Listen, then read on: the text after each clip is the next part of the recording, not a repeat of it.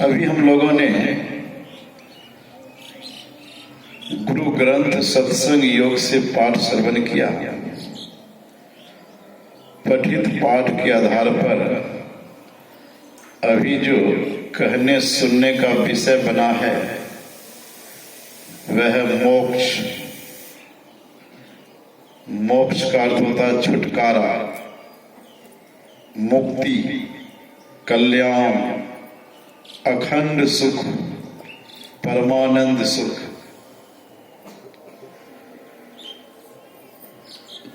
तो मोक्ष के बारे में हम लोग सुनेंगे कि मोक्ष जीव को कैसे मिलेगा।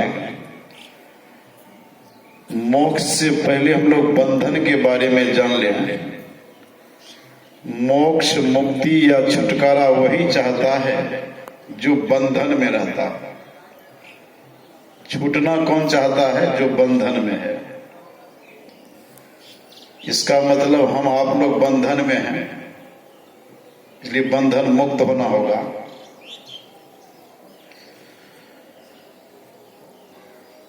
हम जीव बंधन में हैं। कौन कौन सा बंधन है? राधा स्वामी जी महाराज ने कहने की कृपा की है, बंधे तू गाढ़े बंधन आन। जीव से कहा, जीव जगत से कहा, ऐ संसार के जीवों, तू गहरे बंधन में बंध गया है। तू गहरे बंधन में बंध गया है। कौन सा बंधन? पहला बंधन परादेह का, दूजा तिरिया जान, तीजा बंधन पुत्र विचारो, चौथा नाती मान। नाती के कहो नाती होवे, तब कहो कौन ठिकान। चौलर पचलर सतलर, यह बंधन बांध लियो बहुविधि तान।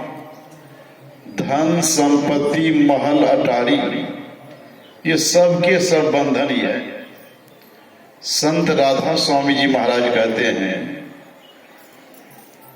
कि पहला बंधन यह शरीर का बंधन है। इस शरीर के बंधन में हम जीव बंध गए।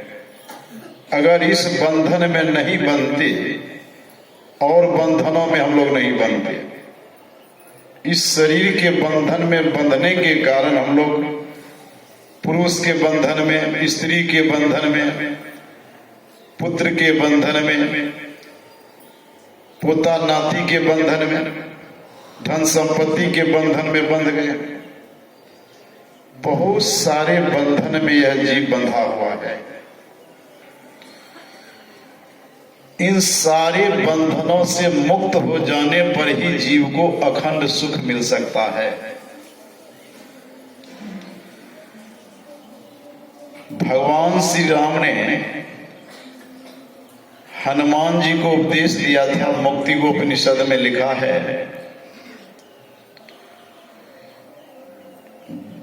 हनुमान जी से कहा, हे हनुमान, बद्धो ही वासना बद्धो, यह जीव वासना के बंधन में बंधा हुआ, वासना के बंधन में बंधा हुआ है।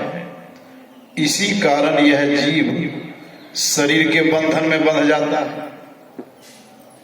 वासना के बंधन में बंध जाने के कारण ही जीव को शरीर के बंधन में, संसार के बंधन में बंधना पड़ता है। जहां आस तहां बास। वासना का बंधन क्या है? संसार आसक्ति, धन में आसक्ति, पुत्र में आसक्ति, सगे संबंधियों में आसक्ति, यही जीव के बंधन का कारण बन जाता है। अभी हम लोग सुन रहे थे भगवान शंकर और ब्रह्मा जी के संवाद को। ब्रह्मा जी ने प्रश्न किया था महादेव जी से। महादेव जी योगीश्वर हैं, योगियों के भी ईश्वर हैं, योगीश्वर। और ब्रह्मा जी के ही पुत्र हैं भोले बाबा। बेटा ज्ञानी है, इसलिए पिताजी को भी पूछना पड़ता है। जब बेटा ज्ञानी हो जाता है तो पूछना पड़ता है, ज्ञान प्राप्त करना पड़ता है। तो ब्रह्मा जी ने भगवान शंकर से पूछा था कि यह जीव बंधन में क्यों बंध जाता है। तो भगवान शंकर ने कहा, देहावसान समय चित्ते यद द्विभावेत तत्तदेव भवेज जीव इत्येव जन्म कारण। देह त्याग के समय जीव जो जो भावनाएं करता है वही वही होता है। अंतमति स्वगति, जिस समय हम लोग शरीर का परित्याग करते हैं, जीव शरीर का परित्याग करता है, उस समय अगर ख्याल रह जाता है घर मकान में ख्याल रह गया तो सहजो बाई कहती है कि शरीर त्याग करने के बाद उसको मूसा का शरीर मिलता है, चूहा का शरीर मिलता है। चूहा के शरीर में यह जीव क्यों चला गया? मकान में ख्याल रखने के कारण, मकान में ख्याल रखने के कारण चूहा का शरीर जीव को मिल जाता है। सजो यही कहती है, जाकी आस रही मंदिर में होकर मूस बसे सो घर में। जिसकी आसक्ति, जिसकी वासना, जिसका ख्याल मरते समय मकान में या मंदिर में रह जाता है, तो मरने के बाद, शरीर त्याग करने के बाद उसको चूहा का शरीर मिलता है। मरते समय, अंत समय जब जीव को ख्याल रह जाता है,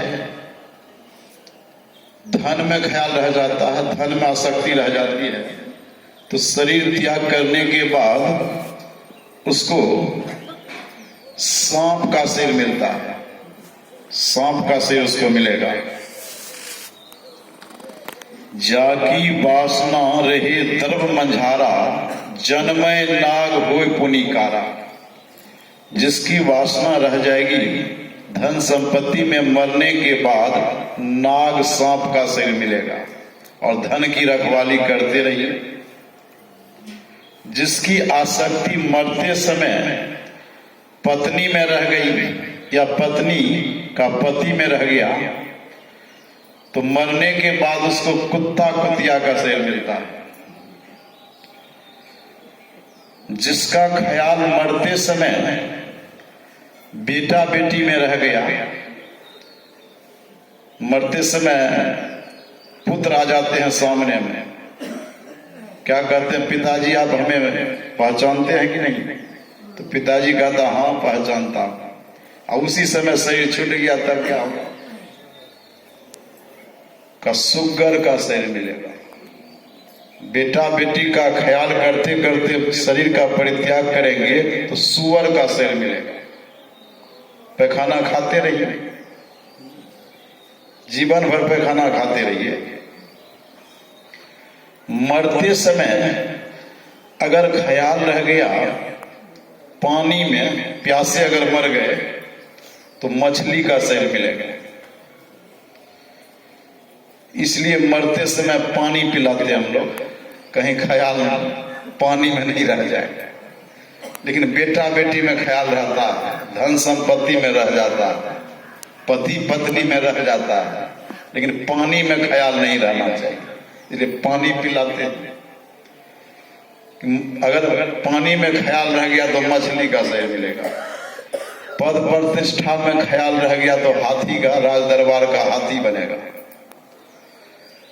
जहां वासना जितले जाई, यह मत वेद पुराणन गाई। शरण दास गुरु मोहि बताई, तजो वासना सहजो बाई। चरणदास जी महाराज की शिष्या थी सहजो बाई। वही कहती है, जिसका ख्याल अंतिम समय जहां पर रह जाता है वैसा ही शरीर उसको मिलता है। इसलिए भगवान श्री राम ने हनुमान जी से कहा, कि यह जीव वासना के बंधन में बंधा हुआ है। जहां आस तहां पास, जहां पर ख्याल रहेगा वैसा शरीर मिल जाएगा। जैसे रैदास जी महाराज पूर्व जन्म में ब्राह्मण थे, ब्राह्मण के शरीर में थे, काशी में रह करके तपस्या करते थे।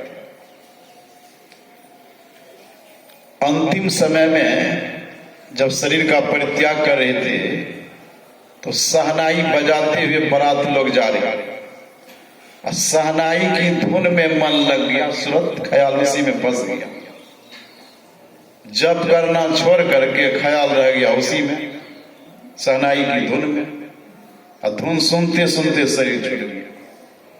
तो कहां पर जन्म हो गया? चमार के।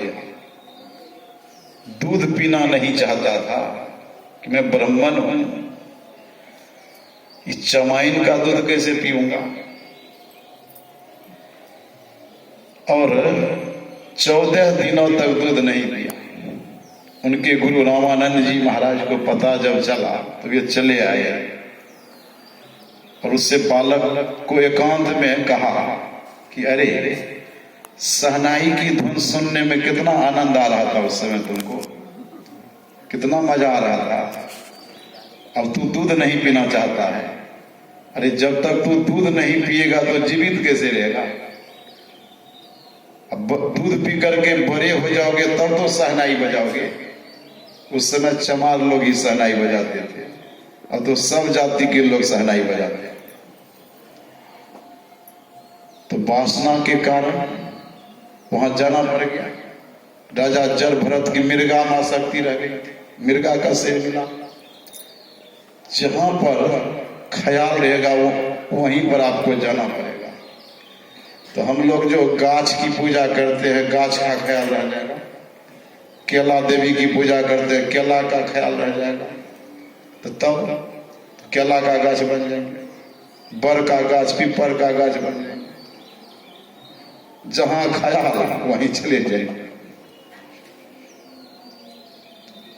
मंदिर जाते हैं, पत्थर की मूर्ति, वहीं ख्याल रह गया तो पत्थरे बन जाएंगे।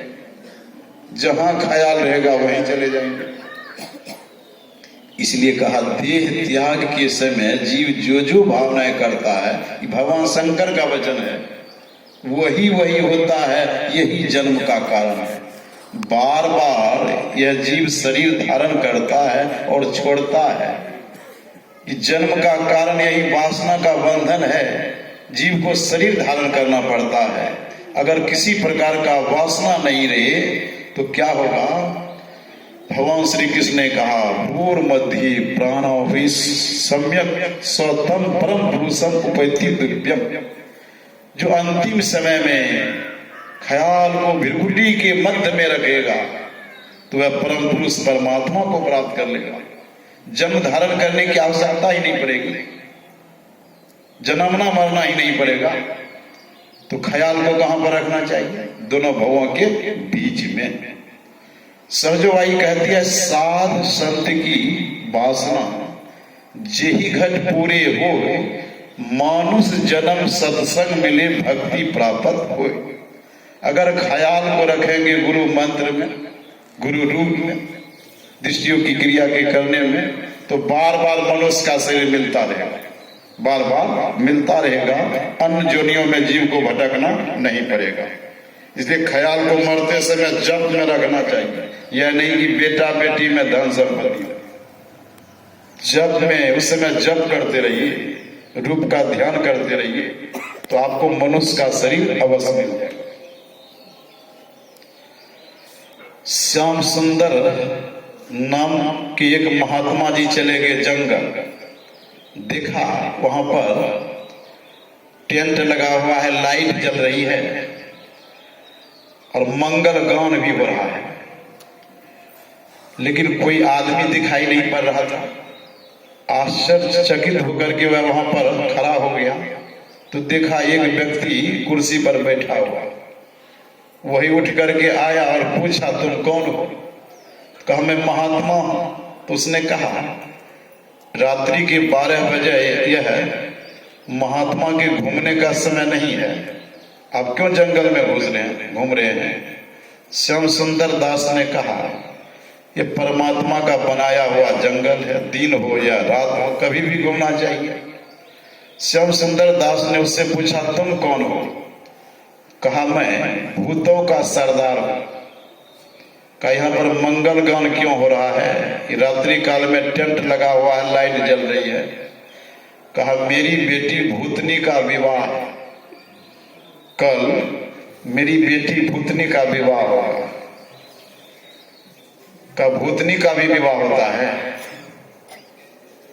का भूत जोनी जब है तो भूतनी से तो विवाह होगा ही। भूत कौन बनता है? बाबा कबीर ने कहा, दीवाने मन भजन बिना दुख पई, पहला जन्म भूत के पई। जो मानव का शरीर प्राप्त करके गुरु के शरण में जाकर के भजन नहीं करता है, उसको भूत बनना पड़ता है, भूत जोनी में जाना पड़ता है। और भूत के बारे में लिखा हुआ शास्त्र में, भूत जोनी पर जाने पर 1000 वर्ष तक भूत को पेशाब पीना पड़ता है, और 1000 वर्ष तक भूत को पैखाना खाना पड़ता है। अब विचार कीजिए, भूत जोनी में चले जाएंगे तब क्या हाल होगा? अब भगवान श्री कृष्ण ने कहा, भूतों को पूजने वाले भूत लोग जाते हैं। तो भूतों की भी तो हम लोग पूजा करते हैं जितिया में। भूत को चूरा दही केला खिलाते हैं कि नहीं, झिंगा के पत्ता। तो जो भूत की पूजा करते हैं, भूत जोनी में चला पड़ेगा। इस सोच समझ करके भक्ति कीजिए। भूतों को पूजने वाले भूत लोग 1000 वर्ष तक पैखाना खाना पड़ेगा और 1000 वर्ष तक पेशाब पीना पड़ेगा। इसलिए सोच समझ करके भक्ति कीजिए। तो श्याम सुंदर दास ने पूछ दिया कि भूत दूल्हा कहां से आएगा? जब भूतनी का विवाह होगा तो भूत दूल्हा कहां से आएगा? का बगल के गांव में सेठ जी का एक लड़का है, वह गुटखा खाया, राजनिवास खाया, दारू पिया, किडनी सब फेल हो गया, गुर्दा सब सड़ गया, भगवान का भजन जीवन में कभी नहीं किया, गुरु के शरण में नहीं गया, वो मरने वाला है। अब मरेगा तो वही भूत बनेगा। उसी भूत से मेरी बेटी भूतनी का विवाह हुआ। श्याम सुंदर दास महात्मा थे, संत दयालु होते, बेचारा भूत जोनी में चला जाएगा, बहुत कष्ट होगा।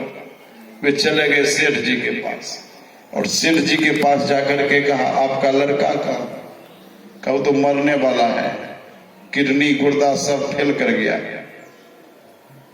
श्याम सुंदर दास चले गए उसी के पास और जाकर के कहा, अरे तुम तो मरने वाले हो, मैं अंतिम समय में कुछ मैं मंत्र बतला देता हूं, उसका तुम जाप करो, तुम अन्य जोनी में नहीं जाओगे।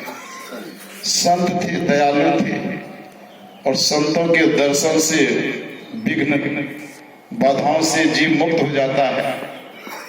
वह गुरु मंत्र का जाप करने लग गया वह लड़का, और जाप करते करते शरीर छूट गया। तो दूसरी रात पुनः चले गए श्याम सुंदर दास जंगल, तो वहां जाकर के देखा टेंट फेंट सब उखड़ पुखड़ गया है, लाइट फाइट सब बंद है, और वही व्यक्ति बैठा था भूतों का सरदार। उससे पूछा, अरे आज तो तुम्हारी बेटी भूतनी का विवाह होने वाला था, तो ये टेंट सब बिखरा हुआ क्यों है, लाइट क्यों बंद है? कहा, मैं बेवकूफ तुमको बतला दिया, और उसके पास जाकर के कान में कौन सा मंत्र बतला दिया, वह भूत जोनी में नहीं आया, उसको मानव का शरीर मिल गया। सतगुरु महाराज। अब विचार कीजिए, अंतिम समय में गुरु मंत्र का जाप करेंगे तो भूत जोनी में कभी नहीं जाएंगे, लेकिन जीवन भर जाप करेंगे तब तो होगा। अंतमति सो गति। नौगछिया में एक मंत्रिया था, मंत्र पढ़ता था। अंतिम समय में जल्दी गुरु मंत्र का जाप कोई करता नहीं, क्योंकि ख्याल को तो हम लोग मकान दुकान में लगाए हैं, अंतिम समय गुरु मंत्र में ख्याल रहेगा ही नहीं। जो हर वक्त गुरु मंत्र का जाप करता है तो अंतिम समय में ख्याल रहता है। तो मंत्रिया था, मरने वाला था, तो उसके पुत्रों ने कहा पिताजी जीवन भर तो मंत्र आप पढ़े हैं, अभी कम से कम राम नाम का जाप तो कीजिए। बेचारा जीवन भर कभी राम नाम का जाप किया नहीं था, अंतिम समय में कैसे करता। तो उसके पुत्रों ने सोचा एक घर जमैया रहता है सीताराम का, सीताराम नाम का, उसी को जब बुलाऊंगा पूछूंगा पिताजी से तो कम से कम कह देगा सीताराम। वो घर जमैया आया, अब पिताजी से कहा पिताजी कौन है यह नहीं कहा कि सीताराम का फलनी का दुल्हा, सीताराम नहीं कहा। क्यों? जीवन भर सीताराम का जाप किया ही नहीं था। जीवन भर गुरु मंत्र का जाप करेंगे तो अंतिम समय में गुरु मंत्र का ख्याल रहेगा, तब मानव शरीर से नीचे नहीं गिरेगा, बार बार मानव का शरीर आपको मिलेगा। तो ख्याल को रखना चाहिए गुरु मंत्र के जाप में, गुरु रूप के ध्यान में, तो बार बार मानव का शरीर मिलेगा। इसलिए भगवान श्री राम ने कहा वासना के बंधन में यह जीव बंधा हुआ है। और हमारे गुरु महाराज जी ने कहा यह जीव माया के बंधन में बंधा हुआ। माया किसको कहते हैं? भगवान श्री राम ने कहा गो गोचर जहे लगी मन जाई, सो सब माया जानहु आई। यह इंद्रियां जहां तक विचरण करती है सब माया का ही दर्शन हो रहा है। आंख से जो मकान देख रहे हैं, दुकान देख रहे हैं, बेटा पोता, ये सब माया ही है। यह इंद्रियां जहां तक विचरण करती है ये माया का ही दर्शन हो रहा है। हमारे गुरु महाराज जी क्या कहते हैं? मायावध जीव आवागमन के चक्र में पड़ा रहता है। इस प्रकार रहना जीव के सब दुखों का कारण है। माया के बंधन में जीव बंधा हुआ है, इसलिए आवागमन के चक्र में हम लोग पड़े हुए हैं। सबसे बड़ा दुख है आवागमन का चक्र, जिसके बारे में गोस्वामी तुलसीदास जी महाराज ने कहा जन्मत मरत दुसह दुख होई। जन्मने मरने में बहुत दुख होता है। एक बार जन्म लेने पर 1000 बिच्छू के डंक मारने से जो दर्द होता है उतना दर्द होता है एक बार जन्म लेने पर। अब मरने पर भी उतना ही कष्ट होता है, बहुत कष्ट होता है जन्म लेने पर और शरीर का परित्याग करने पर। भगवान शंकराचार्य ने कहा पुनरपि जननम पुनरपि मरणम पुनरपि जननी जठरे शयनम। पुनः पुनः माँ के गर्भ में आना, गर्भ से निकलना, जठराग्नि में जलना, यही तो सबसे बड़ा दुख है। और गुरु महाराज जी क्या कहते हैं? आवागमन